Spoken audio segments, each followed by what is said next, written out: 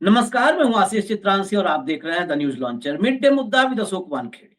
और आज स्मृति ईरानी, अमेठी वाली दीदी की बात और दीदी का सच। स्मृति ईरानी भी वही निकली जिसका अंदेशा था। आखिरकार मोदी और शाह की पाठशाला, जहां पर वादे जुमले होते हैं, उसी से निकली हैं स्मृति ईरानी। स्मृति ईरानी ने राहुल गांधी या कहें गांधी परिवार का जो गढ़ और घर है, उससे किनारा कर लिया है।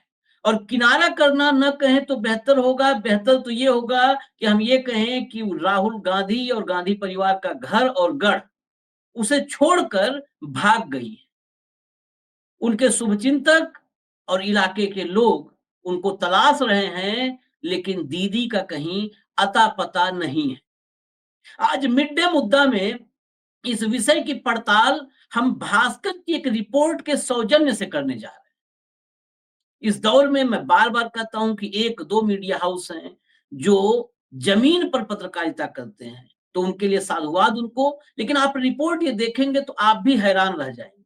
याद कीजिए स्मृति ईरानी को 2014 में राहुल गांधी के खिलाफ चुनाव हारने के बाद 5 साल वो पता ही नहीं चलता था कि कब दिल्ली में है, कब अमेठी में है। हर 15 दिन पर अमेठी में नजर आती थी। 2019 में चुनाव जीती, वहां पर घर बना, अमेठी की होकर रह गई, वहीं की मतदाता हो गई, वहीं पर उनका मकान बन गया, जमीन ले लिया, सब कुछ हो गया, लेकिन लापता हो गई स्मृति ईरानी एकाएक।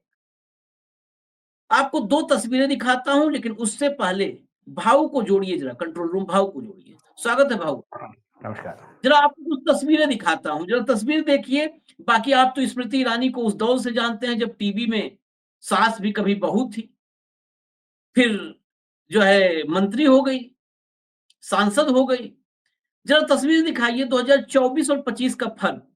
ये तस्वीर देखिए, 2024 में सर पर कलश और 2025 में कलश ही नहीं, दीदी भी गायब है। देखिए, वीरान पड़ा, धूप में तपता हुआ एक घर खाली पड़ा 2025 में। 2024 में इसी में कैसा जश्न था, तंबू था, कनात और सर पर मटका था, मटका नहीं उसको मैं कलश कहूं तो बेहतर है, कलश था और भव्य आयोजन हो रहा था, रौनक थी, चहल पहल। अब हटाइए इसको, मैं कुछ भास्कर के ही सौजन्य से कुछ आपको बाइटें सुनवाता हूं। ये ऐसे लोग हैं जिन्होंने स्मृति ईरानी के लिए चुनाव में अपना सब कुछ झोंक दिया, जम के चुनाव प्रचार किया। स्मृति ईरानी हार गई। दरअसल खबर यह है कि हारने के बाद 4 जून के बाद स्मृति ईरानी ने अपने घर में कदम नहीं रखा, अपने घर में नहीं कदम रखा। आप सोचिए, जरा सुनाइए पहले, फिर इसकी व्याख्या करेंगे। सुनाइए। ईरानी का 5 साल जीतने के बाद आम पब्लिक से, आम कार्यकर्ता से, यहाँ तक कि भारतीय जनता पार्टी के और आम पब्लिक से भी कोई संपर्क नहीं रहा। शायद हारने के बाद कभी नहीं आई। तो सुन रहे हो, अपना घर भी इतने कहते हैं कि दीदी नहीं आ रही है, दीदी नहीं मिल रही है, आ गई है। तो देखिए दीदी के विचार में क्या है, क्या करने वाली है, डिस्कस दीदी बता रहे हैं, या तो हम लोगों से संपर्क हो कोई, तब हम बता पाएंगे। ये जो आखिरी बाइट थी, ये पूरा चुनाव प्रचार किए थे। इनकी घर में इनकी बहू प्रधान है। अब लोग इनसे पूछते हैं कि भैया दीदी कब आएंगी, मुलाकात हो जाए। ये कहते हैं हम क्या बताएं, अब हम ही से संपर्क में नहीं है दीदी, तो हम क्या बताएं, और दिल्ली ले कैसे किसको जाएंगे, कहाँ किससे मिलवाएं, बड़ी पीड़ा है उसमें। तो छोटा हमने बताया, अभी भाऊ आपको पूरा कहानी पूरी बताएंगे। उसके पहले जो साहब थे वो कहे पता चला है घर बेच रही हैं। उसके पहले जो थे उन्होंने कहा कि किसी कार्यकर्ता से, भाजपा कार्यकर्ता जो उनके साथ 5 साल 10 साल जिनका संबंध रहा, रिश्ता रहा, किसी से न संपर्क, फोन पे भी संपर्क नहीं, दूर की बात है आना जाना मिलना जुलना, फोन पे संपर्क नहीं हो रहा है। उसके पहले कह रहे थे कि हम तो इंतजार में बैठे हैं। केयर टेकर बेचारा, केयर टेकर की अलग पीड़ा है, फूल लगाया था, फूल खिल गए हैं, लेकिन फूल खिले हुए फूलों को मुरझाने के इंतजार कर रहे हैं, कोई आने वाला है नहीं, उनका दीदार कौन करे। भाऊ पास चलते हैं। भाऊ, ये मैं अभी उस पे नहीं जाऊंगा कि भारतीय जनता पार्टी का क्या चरित्र है, क्या अंदाज है। बड़े बड़े वादे किए थे। अब ये अमेठी मेरी है, राहुल गांधी, गांधी परिवार कुछ भी छोड़ा नहीं था। राहुल गांधी और गांधी परिवार के बारे में तो क्या क्या बोला। एक चुनाव हारना और गायब ऐसे होना जैसे सींग गायब होता है गधे के सिर से। गायब। देखिए आशीष जी, ये फर्क होता है एक राजनीतिज्ञ जो कार्यकर्ता बनकर, नेता बनकर उभरता है, मंत्री तक पहुंचता है। हम्म, और भारतीय जनता पार्टी में ऐसे कई उदाहरण हैं। हम्म, 2014 के पहले भारतीय जनता पार्टी पैराट्रूपर नहीं हुआ करती थी। हम्म, संघर्ष से तब के नीचे से आता था स्वयंसेवक, दरी उठाता था, जिला, जिले से फिर राज्य, राज्य से फिर देश, फिर मंत्री बनते थे। लेकिन 2014 के बाद भाजपा भाजपा कहां रही? वहां तो साहब को जो पसंद आया साहब ने उठा लिया, चलो आप हम्म, मंत्री बन जाओ।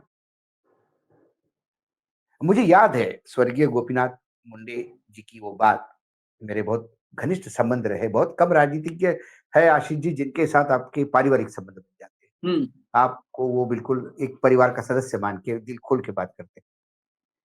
तो उन्होंने कहा था मुझे कि पहली बार जब ये स्मृति ईरानी गुजरात गई थी, अहमदाबाद, तब ये एक सेलिब्रिटी एक्ट्रेस थी। हम्म, तुलसी पूरे देश में पूजी जाती थी। हर परिवार को लगता था कि बहू हो तो ऐसी हो।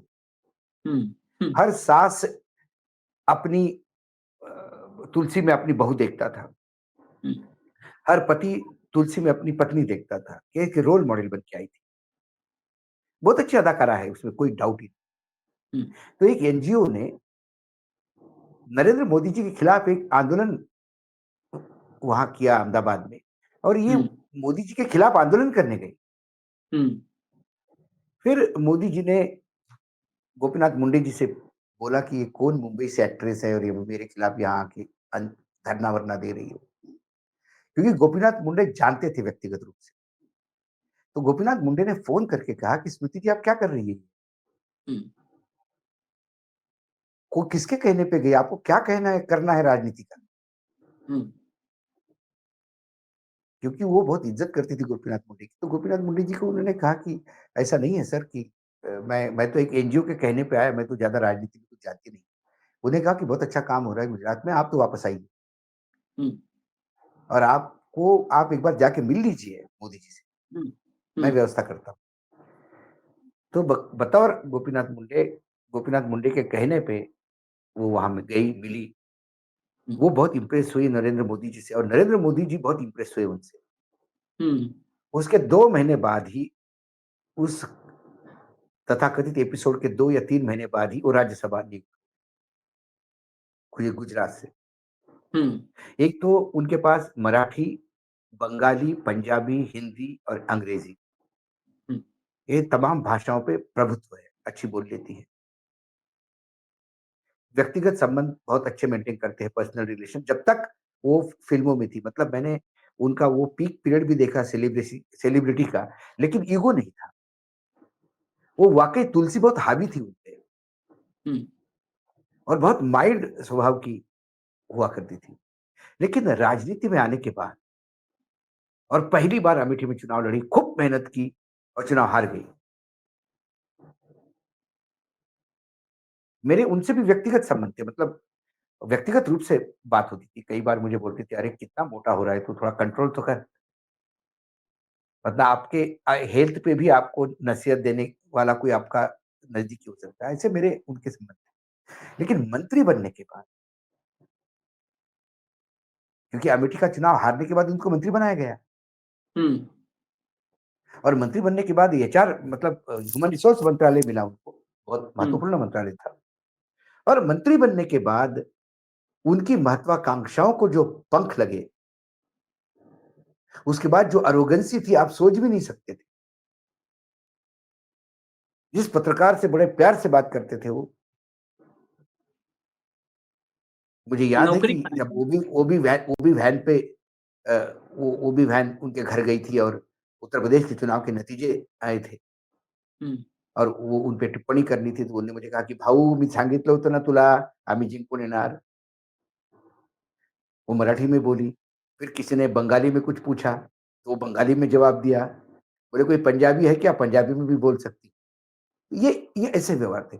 फिर देखिए एक अखबार के पत्रकार की नौकरी खा गई। हम्म ये जो अरोगेंस आया और वो अरोगेंस पीक पे पहुंचा क्योंकि मोदी 1 था वो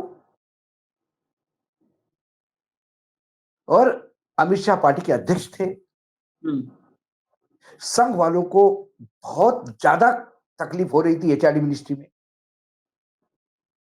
किसी का कुछ मानना नहीं। पत्रकारों की एचआरडी मिनिस्ट्री में एंट्री बंद हो गई थी उस समय। हम्म और जब वो उनका अरोगेंस पीक पे चला तब जो चर्चा जो मेरे सोर्सेस ने मुझे बताई, जो बीजेपी के जो हमारे बहुत अच्छे मित्र हैं, कि एक दिन अमित शाह और स्मृति ईरानी जी में तनातनी। हम्म क्योंकि प्रधानमंत्री का बैकिंग के मतलब ये नहीं। वही गलती देवेंद्र फडणवीस ने आगे की, वही गलती इन्होंने की कि इन्होंने नोइंगली अननोइंगली फ्रंट खोल दिया अमित शाह के खिलाफ। हम्म और जब जब अमित शाह ने तय कर लिया कि अब ये मेरे को ज्यादा भारी पड़ रहे हैं, तो फिर अमित शाह जगह दिखा देते हैं। वो अमित शाह की उतनी तो ताकत बीजेपी ने एक्वायर की। फिर उसके बाद उनका मंत्रालय गया, फिर वो कपड़ा मंत्रालय में बनी रही। अगला चुनाव लड़ा, उसमें वो हार गई और उसको हरवाने वाला भी कोई गांधी परिवार का आदमी नहीं था, जिसको इनको गांधी परिवार का प्यादा बोल रहे थे। हम्म जब वहां शर्मा जी को टिकट हुआ तो हाँ, उस पर हंस रहे थे ये लोग, उन्होंने निपटा दिया। हम्म उसके बाद क्या? उसके बाद तो मामला खत्म ही। पहले टेन्योर में आप मंत्री रहे क्योंकि आप राज्यसभा में थे, आपने शहादत दी। सेकंड टर्म में आप जीत के आए इसलिए मंत्री बने, लेकिन मंत्रालय ऐसे ही मिलते गए आपको। थर्ड में आप चुनाव हार गई। उधर पार्टी और सत्ता पे पूर्ण रूप से अमित शाह जी का कब्जा हो गया और जिनको अमित शाह पसंद नहीं करते सब बर्फ में लग गए, उसमें मैडम भी थी। अब मैडम का सोशल मीडिया पे फोटोग्राफ कौन से दिखाई देते हैं? हम्म किसी ने उद्घाटन पे बुलाया। भाई कई छोटे मोटे आयोजन होते रहते हैं। मंत्री नहीं मिलता तो पूर्व ही मंत्री मिल जाता है, नहीं मिला तो एक सांसद ही ले लो। तो ऐसे संगोष्ठी में उनको बुलाया जाता है, वही सोशल मीडिया पे उनके फोटोग्राफ होते हैं। पार्टी कोई उनको जिम्मेदारी देने को तैयार नहीं। पार्टी ने कोई पद नहीं दिया है। उसी बीच उनकी लड़की की वो रेस्टोरेंट वाली कंट्रोवर्सी हो गई। हम्म उन्होंने जो एफिडेविट दिया हाईकोर्ट में वो झूठ था। उनकी डिग्री की कंट्रोवर्सी रही। हम्म चलो हम बोलते हैं कि डिग्री छोड़ दीजिए, डिग्री तो हमने कौन से हमारे वसुंधरा पाटिल के पास डिग्री थी, कौन से पुराने लोगों के पास डिग्रियां हुआ करती थी, या फिर धीरू भाई अंबानी के पास कौन सी डिग्री थी, लेकिन उनके पास वजूद था। उन्होंने अपना एक ऑरा क्रिएट किया, वो संघर्ष की उपज थी। ये पैराट्रूपर थे। इनका संघर्ष सिर्फ फिल्मों में मिलने तक रह गया। हम्म उनके पर्सनल जिंदगी भी बहुत, मतलब मैं तो हम तो कभी किसी के पर्सनल जिंदगी में नहीं जाते, लेकिन पर्सनल जिंदगी भी बहुत कंट्रोवर्शियल रही। तो ऐसा जब होता है तो अब उनको ये समझ में आ गया कि राजनीति में उनके लिए कुछ बचा नहीं है हम्म और राजनीति से संन्यास ले नहीं सकती हम्म क्योंकि वो भी शेर की सवारी है। हम्म वहां आप अपना डिसीजन तो ले नहीं सकते। तो अब अमेठी में फ्यूचर नहीं है, ये बात तय हो गया। अब फिर अमेठी में आपने पहली बार राहुल गांधी को बदनाम किया, खूब आपने ये कर दिया, एक लहर चली, आप जीत के आ गए। सेकंड टाइम आप कितनी अरोगेंट है, आप में कितना दम्भ है, ये आपके मतदाताओं ने देख लिया और उन्होंने एक ऑर्डिनरी आदमी को, जो कॉन्स्टिट्यूंसी का एक रिप्रेजेंटेटिव था राहुल गांधी का, उन्होंने आपको निपटा दिया। कॉन्स्टिट्यूंसी नर्सिंग क्या होता है वो कभी किया ही नहीं इन्होंने। एक बार जीतने के बाद उनको लगा कि बस अब ये अमेठी की जनता मुझे जीवन भर ठप्पा लगाती रहेगी। नहीं, लेकिन भाऊ जिस तरीके से होता है ना कि आपने कनेक्ट नहीं एक नहीं, बनाया, कनेक्ट कनेक्ट बनाया कि हम दीदी हैं, कनेक्ट ये वहां पे दीदी इस मैं गया था मैंने अमेठी क्या में, रुका था कहा? चुनाव में। नहीं नहीं, आप गए, मैं तो इनके पहले मैंने उस चुनाव में मैं गया था जिस चुनाव में ये चुनाव हार चुकी थी। पहली बार हाँ चुनाव लड़ा था तो हमने बाकायदा एक एबीपी न्यूज का बड़ा प्रोग्राम अमेठी में किया था। हम यहाँ से अमेठी गए वो प्रोग्राम करने के लिए। लेकिन सवाल क्या है आशीष, जो आप लोग कनेक्ट की बात करते हैं, कनेक्ट कौन सोचता है? जो राजनीतिज्ञ हो। कनेक्ट कौन हाँ। सोचता है? कनेक्ट ये सोचना नहीं पड़ता यदि आप कार्यकर्ता से नेता बन गए हो। यदि आप नीचे से ऊपर तक आ गए हो तो ये आपका कनेक्ट ही है जो आपको नेता बना गया। भाई अटल जी और अडवाणी जी को कनेक्ट बनाना नहीं पड़ा, क्योंकि ये संघर्ष की उपज थे। वो नरेंद्र मोदी जी को भी कनेक्ट नहीं बनाना पड़ा। वो पहले संगठन में थे, संगठन महामंत्री थे गुजरात के, उसके बाद दिल्ली में आए, महामंत्री बने, तो उनका कनेक्ट है। इनका क्या कनेक्ट है? दिल्ली बॉर्न, मतलब जन्मभूमि दिल्ली रही, कर्मभूमि मुंबई रही, उसके बाद राजनीति एक्सीडेंटल रही, और राजनीति में आने के बाद आपको राजनीति पचा नहीं पाए। फिल्म और सीरियल में होती तो कम से कम इतना दम्भ नहीं होता। वहां पता होता है कि 4 प्रोजेक्ट पे आप काम कर रहे हो तो 4 प्रोड्यूसर, 4 डायरेक्टर वो बाप होते हैं। यहां पे तो सब कुछ नरेंद्र मोदी थे, और उसका इतना अंडू एडवांटेज लेते गए ये, तो इन्होंने कनेक्ट करना समझा ही नहीं। इनको लगा कि अब अमेठी की जनता की मैं मजबूरी हूं, मुझे जिताना पड़ेगा और मैं मंत्री हूं। वो कनेक्ट नहीं रहा। और दूसरी बात होती है हारने के बाद, वो कनेक्ट रखती भी यदि वो कहीं पार्टी के संगठन में कोई वाइस प्रेसिडेंट बनती, कोई ओहदा होता, ठीक है, वो महिला उसमें कुछ अध्यक्ष होती, उसे कुछ पद दिया होता। वो अब मात्र भारतीय जनता पार्टी की एक ऑर्डिनरी सदस्य और पूर्व मंत्री और पूर्व सांसद है, इससे ज्यादा कुछ नहीं। आप जब मंत्री थी तो आपने इतने लोगों के साथ अरोगेंसी की, सांसदों से ठीक से बात नहीं करना, हर एक से बदतमीजी करना। तो आज आप वर्तमान आप अमेठी में जाएं, लोगों से संपर्क करें। अमेठी के लोगों ने 4 कंप्लेंट की आपको, वो ठीक करने के लिए आपको कम से कम योगी जी के साथ अच्छे संबंध होने चाहिए कि योगी जी से फोन करके बोल दे। आपने योगी जी से बिगाड़ ली, है ना? आप यदि दिल्ली में किसी मंत्रालय में जाके कहें कि अरे भाई अपॉइंटमेंट लेके कि आई केम, मेरे कॉन्स्टिट्यूंसी का ये है, कौन मदद नहीं करेगा? लेकिन आपने कभी किसी से मदद की? और ये हम लोगों, देखो पत्रकारों को ये बहुत जल्दी समझ में इसलिए आता है क्योंकि हम अपने प्रति लोगों का व्यवहार देखते हैं। ये कांग्रेसियों में बहुत दिखेगा तुमको। अभी कांग्रेसी वेल्ले है, महाराष्ट्र में सत्ता से बाहर है, तो बड़े बड़े नेता, और कैसे है वानखड़े जी, और कैसे है वानखड़े जी। अब नितिन राउत, वो कहते कि अशोक वानखड़े मेरे भाई है। भाऊ तू माझा भाऊ है, ओके भैया भाऊ। जिस दिन मंत्री बनता है उस दिन फोन नहीं उठाता है। अब नाना पाटोले मुझे विधानसभा में मिले, उन्होंने मुझे एक नंबर दिया, बोला नहीं अशोक तेरी कंप्लेंट होती है, ये एक नया नंबर है मेरा, बिल्कुल मैं उठाऊंगा। जब तक अध्यक्ष थे तब तक ये फोन ही नहीं उठाता था यार। मतलब दिल्ली वालों को उसके ड्राइवर को फोन करना पड़ता था, तब ड्राइवर बताता कि साहब दिल्ली वाला बात करना चाहता है।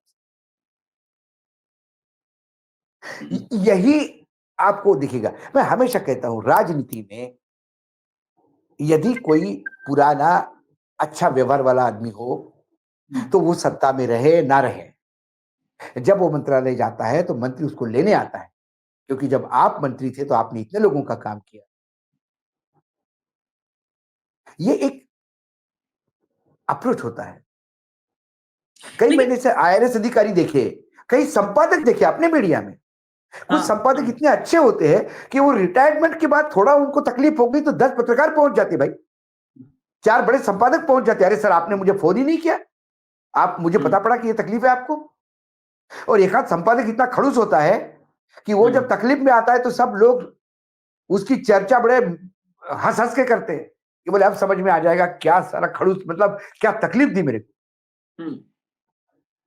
तो ये ऐसे कई उदाहरण है। इसमें स्मृति ईरानी का उदाहरण बेस्ट है। आज जो किसी मंत्रालय में चली जाए तो कोई मंत्री सारे ठीक मुंह से बात नहीं करेगा, क्योंकि जब आप मंत्री थे तब आपने यही व्यवहार किया लोगों के साथ। व्यवहार बहुत बड़ी चीज होती है आशीष। हम्म, व्यवहार यदि आपका ठीक नहीं है, आप राम राम तो करते हो, लेकिन राम हम्म। की पूरी जीवनी देखो तो क्या है, व्यवहार ही है ना राम के। जो भाव एक थोड़ा सा जरा कुछ इन आउट करके, मतलब जो लोगों की भावनाएं निकली है वो थोड़ा सा लाना जरूरी है। एक अमेठी के उमाकांत जी हैं, उन्होंने कहा है, इसी रिपोर्ट का मैं हिस्सा बता रहा हूँ, राहुल गांधी को अमेठी की जनता ने इसलिए हराया क्योंकि वो पारिवारिक संबंध निभा नहीं पाए। स्मृति ईरानी को तो रिश्ते खुद बनाना था, लेकिन वो अमेठी से जुड़ ही नहीं पाई। वो कार्यकर्ता और जनता दोनों से मेलजोल नहीं बना पाई। वहीं के गौरीगंज के हैं एक जो है महोदय, वो कहते हैं कि 1984 से कांग्रेस को वोट दे रहा हूं, इसकी वजह राजीव गांधी थे। राजीव गांधी मेरे एक इशारा करने पर रुक गए थे। ये जो आप कह रहे थे राजनीति, एक इशारा करने पर रुक गए थे, सिर्फ उसकी वजह से वो खाली आज तक वोट दे रहे। राहुल उनका 10वां हिस्सा भी नहीं है। स्मृति ईरानी और राहुल गांधी एक जैसे हैं, दोनों आम जनता से नहीं मिलते। वो बताते हैं किस्सा, 1984 में मैं साइकिल से जा रहा था, राजीव गांधी की जिप्सी मेरे बगल से निकली, साथ में सोनिया गांधी भी थी। मैंने यूं ही राजीव गांधी को हाथ दे दिया, हाथ हिला दिया। वो रुक गए, गाड़ी से निकले और पूछा कुछ काम है? मैंने कहा नहीं, बस मुलाकात करनी थी। 5 मिनट तक रुके, बात किया और फिर चले गए। इसका असर ये रहा कि मैं अब तक कांग्रेस को वोट दे रहा हूं। राहुल सिर्फ पार्टी के लोगों से मिलते हैं, आम लोगों से नहीं संबंध रखते। राजीव गांधी की वजह से मैं अब तक वोट दे रहा हूं। अब आती है स्मृति ईरानी के बात आती है, तो कहते हैं कि ये एरिया सोनिया गांधी का है। वो लोगों से मिलती थी, 4-6 लोगों को देखती थी, जहां वहीं रुक जाती थी, जहां 4-6 को देखती थी। और स्मृति ईरानी सिर्फ अपनी एक टीम बना करके उसी से घिरी रही। स्मृति ईरानी भी आम लोगों से कनेक्ट नहीं बना पाई, नहीं जुड़ पाई। ये है, बाकी बहुत सारी कहानी है बहुत संजय नहीं, गांधी से बहुत लेके। बहुत बढ़िया विश्लेषण है, बहुत देखिए, हम्म, बहुत बढ़िया विश्लेषण है।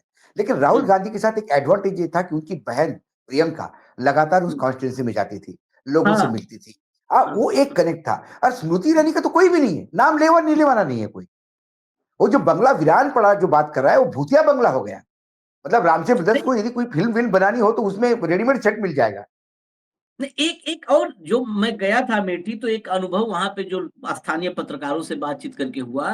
दरअसल 14 से 19 तक गई कि अमेठी को जीतना है, मुझे अमेठी का दिल जीतना है। 19 के चुनाव जीतने के बाद अमेठी में एक डर फैला दिया। स्मृति ईरानी, ये हकीकत है, अमेठी में स्मृति ईरानी डर का दूसरा नाम हो गई थी। यहां तक लोगों ने कहा कि खुल करके हम ये नहीं कह सकते, लोकसभा चुनाव के दरमियान की बात है, वहां पर लोगों ने कहा खुल के हम नहीं कह सकते कि हम स्मृति ईरानी को वोट नहीं देंगे, चुनाव के बीच में ही मुकदमा लगवा फंसवा देंगे। यानी उन्होंने अमेठी में खूब मुकदमेबाजी करवाई, लोगों को जेल डलवाया, परेशान करवाया, पूरा प्रशासन के जरिए खूब उत्पीड़न किया है अमेठी में। उन्होंने एक टीम बनाया था, वो चाहे प्रधान हो चाहे ब्लॉक प्रमुख हो, मतलब वो लोग जो उस पूरे सत्ता संसाधन में भागीदार होते हैं, वो भागीदार थे, उन्हीं के इर्द गिर्द घिरे रहती थी। आज वो जो छोड़ के भागी हैं, इसमें 2 पॉइंट्स हैं। इसमें आपके हिसाब से क्या है? ये राहुल का डर है या अमेठी में जो उनके कर्म थे उस कर्म के आगे सरेंडर है? डर या सरेंडर? अब नहीं नहीं, डर से ज्यादा सरेंडर है। जो हम्म, कुकर्म किए हैं आपने वहां पे, अब आप लोगों को फेस कैसे करोगे? आप हम्म, वहां जाओगे और लोग आएंगे आपको बताने, बोला मेरे को जेल भेज दिया था ना, आ गई औकात पे, ऐसा कोई बोल गया तो कितना बुरा होगा। पॉइंट नंबर हम्म, 1। पॉइंट हम्म, नंबर 2, क्यों जाए अमेठी? उनको राजनीतिक भविष्य नहीं दिखाई देता। हम्म, कल हम्म, यदि मोदी जी रिटायर्ड हो जाते हैं तो ये पूरा लॉट रिटायर्ड है उनके साथ, हम्म, कोई भविष्य नहीं है। हम्म, भविष्य होता, बीजेपी के पार्लियामेंट्री बोर्ड में 10 लोग बोलते कि अरे भाई स्मृति जी का कहीं ना कहीं उपयोग करना चाहिए, हम्म, पार्टी के लिए बहुत डेडिकेटेड है। हम्म, लेकिन इनका नाम लेके बोलते अरे साहब छोड़ो, ठीक मुंह से बात नहीं करती थी, बनती थी तो। हम्म, किसी कॉन्क्लेव में आती थी तो वही बदतमीजी हाँ, हमने कई बार देखा है। अब मैंने इतना आदमी को बदलते हुए नहीं देखा। ये कैसा बदलता है आशीष? होता क्या है, आप जिस लाइन के नहीं, अब हम्म, मैं एक पत्रकार हूं, कल मैं हम्म, एक्टर ही बन गया और मेरी हम्म, लॉटरी लग गई, हम्म, मैं पागल हो जाऊंगा। क्योंकि मुझे वो ग्लैमर एकदम मिल गया और मैं समझ ही नहीं पाया क्या करूं। पैसा आ गया, ग्लैमर आ गया, लोग सिग्नेचर लेने के लिए टूट पड़ रहे, तो दिमाग खराब हो जाता है। अभी भी यूट्यूब के कृपा से लोग पहचानते हैं, कभी कोई आता है फोटो खींचने के लिए, तो हमें डर लगता है। वो कहता है कि आप अशोक वानखेड़े एक फोटो खींचो। अरे बोले क्यों नहीं भाई साहब, बिल्कुल आइए पास में। हमें डर इस बात का है कि ये ज्यादा दिन का नहीं है। आज हम हैं, कहीं कल कोई और होगा, तो उस दिन हम ये आदत न डालें अपने आप को। और हम सामान्य इंसान हैं। एक 100 किलो के काले दिखने वाले आदमी को यदि लोग फोटो खींच रहे तो कोई अपने कोई प्रतिभा के नाम पे खींच रहे, तो भैया ये एहसान है उनके अपने पे। यदि आप सत्ता में है, आप मंत्री है, आप बेहतरीन ग्लैमरस एक्ट्रेस रह चुकी है, आप एक अच्छे अदाकारा है, उसके बाद एक मंत्री बनी, यदि वही हम्बलनेस आप में होती जो तुलसी की थी, अब लोगों को लगा कि लाया तो पेड़ तुलसी का था, ये तो धतूरा निकला। तो तुलसी पूजनीय होती है आशीष। लेकिन लेकिन भाव धतूरा एक आखिरी धतूरा शिवरात्रि के समय ही याद आता है लोगों को, जब शिव जी को अर्पित करते हैं। एक आखिरी कमेंट, आखिरी टिप्पणी, इसको व्यंग में, तंज में या सीरियस मोड में, जैसे भी आप बताएं। आपने कहा ना कि वो हम्बल, तुलसी और धतूरा, वो तुलसी का डायरेक्टर प्रोड्यूसर कोई और था और इस स्मृति का डायरेक्टर प्रोड्यूसर कोई और है। पकड़ लिया आपने, पकड़ लिया। डायरेक्टर कुछ और था, डायरेक्टर से ज्यादा ईगो था। चाय से केटली गर्म थी यहाँ पे, मैं बता दूं आपको, और ये सीरियसली मैं बता रहा हूँ। मोदी जी भी इतने, मतलब मैं यदि कोई मुझे कहे कि तुमने इतने प्रधानमंत्री, यदि कुछ प्रधानमंत्रियों से इंटरेक्शन हमारा भी फिर दूर से है लेकिन थोड़ा बहुत हुआ है, उसमें यदि मैं क्योंकि राजू जी का एक आया तो मैं आखिर में 2 मिनट लूंगा आपसे, 1 मिनट लूंगा सिर्फ राजू जी का एक किस्सा सुनाने के लिए। लेकिन मोदी जी जब मुझे मिले इतने आत्मीयता से और इतने हंसते हुए, यही मैंने अमित शाह जी में देखा। इंडिया टीवी कॉन्क्लेव में अमित शाह जी और मेरी इतनी तनातनी हुई कि वो माइक छोड़ के चले गए, शो छोड़ के चले गए। लेकिन उसके बाद जब वो मिले तो इतने आत्मीयता से मिले और उन्होंने कहा कि आप सही थे अशोक जी, मेरी सूचना गलत थी, थैंक यू, आपने मुझे कनेक्ट किया। ये चाहिए, ये इतना कनेक्ट करने वाला आदमी। अब राजीव गांधी की देखिए, उस समय चैनल्स हुआ नहीं करते थे आशीष, यही सोशल मीडिया भी नहीं था, वीडियो मैगजीन हुआ करते थे कि VHS पे वीडियो मैगजीन आती थी। तो एक इंद्रधनुष वीडियो मैगजीन निकला करती थी वहां पे, जो अशोक अग्रवाल और एक बंसल दोनों मिलकर निकालते थे। अशोक अग्रवाल वही जो रामलीला करवाते थे, लव कुश रामलीला वाले, अब वो नहीं है बेचारे। तो उसके लिए हम गए। राजीव गांधी का 14 अप्रैल, मुझे डेट याद है, 14 अप्रैल को राजीव गांधी का कार्यक्रम था महू में, बाबा साहेब आंबेडकर की जन्मभूमि में। और मुझे याद है, वो मैंने वैसी रैली मेरे लाइफ में नहीं देखी। इंदौर में उनका आगमन 2-2:30 बजे हुआ दोपहर को, और हम उस महू जो गांव है, जो इंदौर से मात्र 20 किलोमीटर दूर है, वहां पहुंचने में सुबह 3 बज गए। क्या रैली होगी, क्या रोड शो होगा वो। इंदौर से निकल के महू तक जाने में एक रास्ते पे मैंने रास्ता देख ही नहीं पाया, इंसान ही इंसान थे। वो खुले गाड़ी में थे, जीप में थे, और उसके सामने सिर्फ कैमरा वालों की गाड़ी थी जिसमें हमारे कैमरे लगे थे। उस जमाने में इतने चैनल थे ही नहीं, तो वीडियो मैगजीन ही थे। तो जब 2 घंटे 2.5 घंटे हो गए तो सुरेश पचौरी जो सामने थे वो उठ के आ गए, उतर के आ गए इस गाड़ी में, एक पॉलीथीन लेके बड़ा, उसमें टेट्रा पैक में वो फ्रूटी वूटी सब था, बिस्किट्स। तो बोला अशोक, क्योंकि वो मुझे जानते थे, हम जब छात्र जीवन में नेतागिरी करते थे तो बड़े नेता थे, उनके जय जयकार करा करते थे हम। तो उन्होंने कहा अशोक, मैंने हाँ भाई साहब। बोला ये पकड़ो। मैंने अरे ये किस लिए? बोला राजू जी ने दिया, देखो उधर।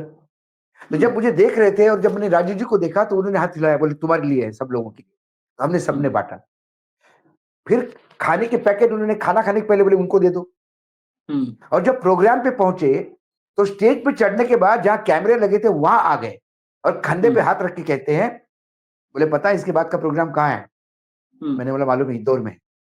हम्म, तो बोला अभी जिस स्पीड से आए उस स्पीड से नहीं जाएंगे वापस, हम्म, हम तुरंत निकल जाएंगे। इंदौर में एक हम्म, अखबार का विमोचन था जो सुबह 6 बजे हुआ, हम्म, महेश जोशी के अखबार का, लोकस्वामी। हम्म, तो मैंने बोला क्या करें, फिर हमको छोड़ देना पड़ेगा। वो बोला नहीं, मेरा भाषण समझ खत्म होने के बाद मैं चला 5-10 मिनट थोड़ा सा लोगों से बात करूंगा, तब तक तुम तुरंत निकल जाना। Hmm, so I want you to be there.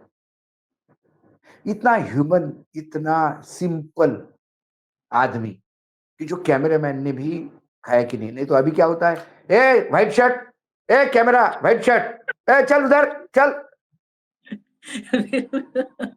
आत्मीयता से ये था अटल जी में भी। अटल जी तो इतने मीडिया फ्रेंडली थे, अटल जी तो इतने हंसी मजाक करके। अटल जी जब इंदौर में थे तो अटल जी जब इंदौर जाया करते थे तो अप्सरा में खाना खाते थे। अप्सरा एक रेस्टोरेंट था हमारे गट्टू भैया का, भंडारीज का, आज भी है वो। तो वहां खाते थे तो सबको मालूम था क्या खाइए। एक हमारे अभय जैन थे, आप भी जानते हैं उनको, इंदौर के कैटरर है। हाँ, तो वही काम बीजेपी का कैटरिंग का था, वही काम कर रहे थे। तो वो अब अटल जी प्रधानमंत्री हो गए, वो जिलेबी लेके गए। वो सेक्रेटरी को मैं नहीं, अंदर नहीं घुस सकते। अरे बोले कोई नहीं घुस सकते, हमने बाबा को हमेशा हाथ से जिलेबी खिलाई हमारे। अरे बोले अभी प्रधानमंत्री, चल भाग उधर। ये जोर से चिल्लाया, बोले अटल जी। तो अटल जी ने देखा, अरे अजय आजा आजा आजा भाई आजा आजा आजा आजा। अरे मैंने आने दो उसको। बोले वो बोले देखा, बोले पुरानी पहचान है हमारी, हमारे हाथ से। बोले क्या, बोले जिलेबी आपके लिए खास करारी लेके आया मैं। ये ये होता है कनेक्ट। ये एग्जैक्ट। सीखना चाहिए, ये सीखना चाहिए। मोदी जी भी की, एक मोदी जी के एक राम करके दोस्त थे, खेड़ूत मतलब किसान है वो। मोदी जी के साथ बचपन में खेला करते थे। उस एरिया के वो लैंडलॉर्ड थे, तो रईस घर के थे। मोदी जी अपने गरीब घर के बच्चे, लेकिन साथ में खेलते थे। वो मोदी जी को तू तड़ाक और गाली देके बात करते।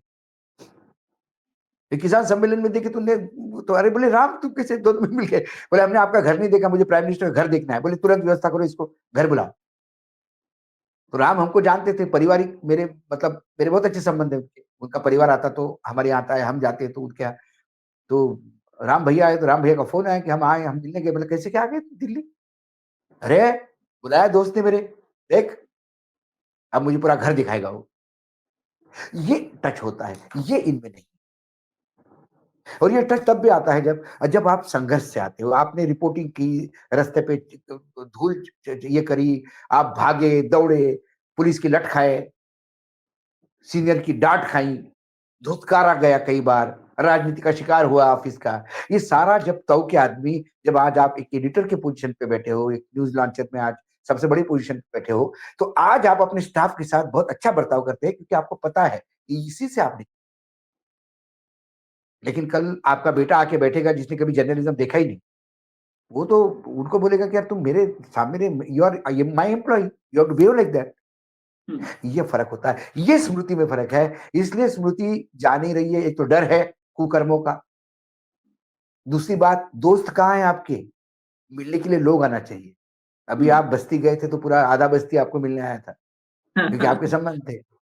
हम गांव जाते हैं तो हमारी, मुझे पता है, मैं इंदौर तो मेरी कर्म भूमि रही है, वहां भी जाता हूं तो मैं ऐसा बट जाता हूं। तो आपके संबंध आपको जिंदा रखते हैं, ना कि आपका ओधा, ना कि आपका ग्लैमर। और स्मृति जी को ये समझ में नहीं आया। ये अक्सर उन लोगों को समझ में नहीं आता जो पारेटो पर होते हैं, और उनका हश्र ऐसा ही होता है। इसलिए स्मृति ईरानी नहीं जा रही है, इसलिए स्मृति ईरानी को गाली दे रही है। अब स्मृति ईरानी अमेठी छोड़ देना चाहिए। अब मुझे नहीं लगता कभी जीवन में लड़ेगी अमेठी से। और लड़ेगी तो डिपॉजिट जब्त हो जाएगा। हाँ, क्योंकि अब तो सामने जो सांसद जीत के आया है, उसने हमेशा कॉन्स्टिट्यूंसी नर्सिंग ही किया है। हाँ, हाँ, उसने हमेशा गांव गांव में जाके लोगों के काम ही किए हैं। अब तो खुद सांसद है, तो उसने अपना अभी वैसा ही रखा। उन्होंने अपना प्रवास अमेठी में, और ऐसे ही गांव गांव घूमते और गांव गांव लोगों की बात सुनते। खैर ये ये है। जो है, आज बड़ी चर्चाएं अटल जी से लेके राजीव गांधी, ये इसलिए नहीं ये चर्चा आ गई क्योंकि मैं सब जुड़ा चाहते हैं कि हुआ है। यही स्मृति जुड़ा ईरानी हुआ की है। जो चर्चा हम कर रहे हैं, ये फर्क वहीं से जब आप तुलना करते हैं तब पता चलता है कि फर्क आया क्यों। फर्क आया क्यों है, क्योंकि फिल्म ही अलग डायरेक्टर प्रोड्यूसर की है, इसलिए फर्क है। इजाजत दीजिए हमें, कल दोपहर हम फिर मिलेंगे बाबू के साथ कार्यक्रम में मिड डे मुद्दा विद अशोक वानखेड़े। नमस्कार। नमस्कार।